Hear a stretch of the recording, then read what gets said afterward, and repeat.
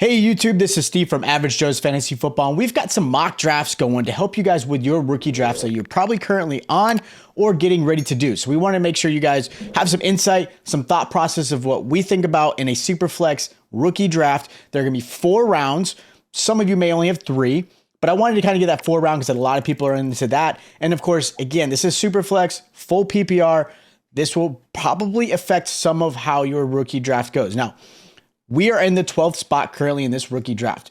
We are going to talk about reasons why we went after those players. We'll talk about some players that you're seeing dropping, maybe moving up, and we'll kind of give you some insight into that. So we're going to drop right into that. So if you look at here right now, I currently have obviously a mock draft through Sleeper. A lot of folks probably use Sleeper as their dynasty. Some folks do Yahoo. There's other websites, of course, that are really great. Most of my dynasty are in Sleeper, and I like their mock draft format because it gives you some time to play around, and obviously you get to see all the different players that are going on right here. So again, this is something that I wanted to make sure you guys are able to see. I've got us in the 12th slot. Everything else will be CPU. CPU does do some weird, crazy things. So again, you can't fully base everything off these mock drafts, but this just gives you an idea. Obviously, you may have some early first and a 12th, or, there's a lot to play around. You might do some trades, right? Because certain players you want to go after. And again, those are things you have to decide for your team.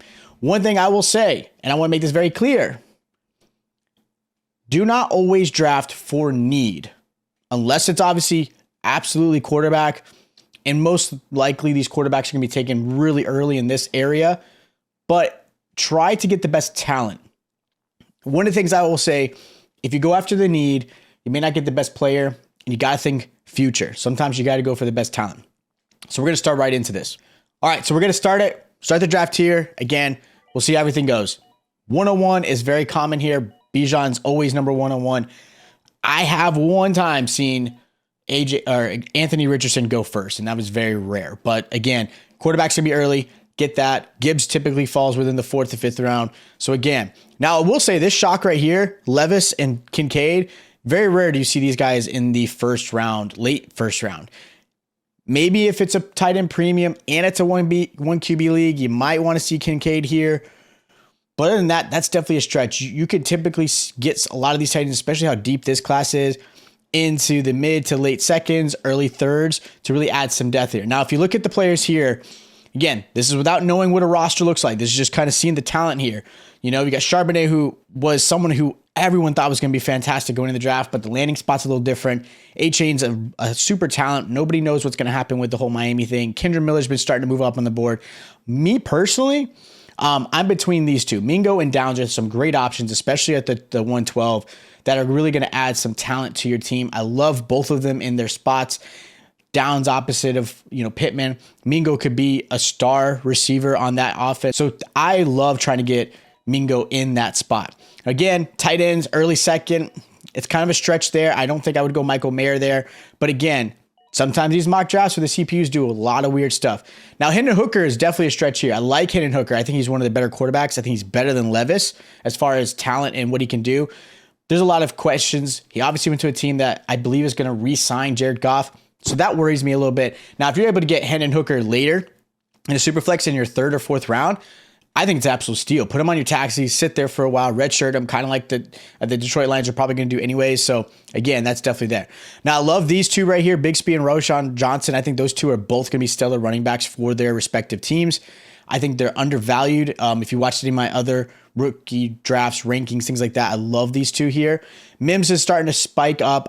Again, based off that roster, I'm a little unsure. I think Mims is definitely somebody I'm putting in my taxi if I can get him, because you still got to deal with Judy. You still got to deal with Sutton. You got Tim Patrick. You got KJ Ham. There's a lot of options for Russell Wilson. So if you can get him, sure, but he's not going to be somebody who's going to contribute right away. That's what the first round's for. Second round, maybe. You start to more think about future depth and taxi squad. Love Rashee Rice here, especially with Kansas City. I love what he's going to be able to do. I think he's going to be a nice little add-on in talent. Now, for me, I went wide receiver. I can go wide receiver again. I like Jaden Reed a lot. I like Jalen Hyatt. I think he's another little sneaky play for the New York Giants. I'm actually going to go tight end. I like the Sam Laporta option here. I don't mind getting a tight end in the last end.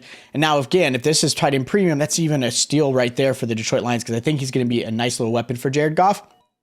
But again, without knowing my roster, I like him at that spot. I'm going to take him every single time.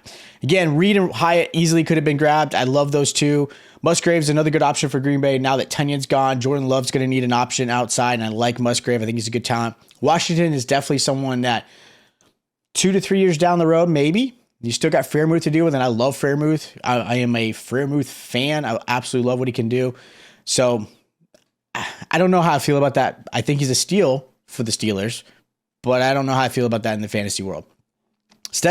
Bennett, I don't know how I feel about the Bennett option. I get why people are doing it. He's a very well-aged quarterback, let's just say. Obviously behind Matthew Stafford, which I think is good for him. He's obviously not going to contribute this year or next year. Well, hopefully not. Hopefully Stafford's healthy. So I'm not really sure. I like the Chase Brown pick. Obviously, there's still a lot going on with Joe Mixon. Now Perrine's gone, went to Denver. So I don't mind this pick at all.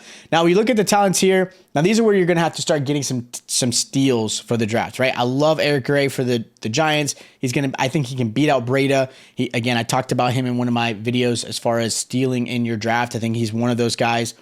I like right here. I love Dwayne McBride. Again, a lot's happening in Minnesota, but if Cook does end up getting traded, we'll see.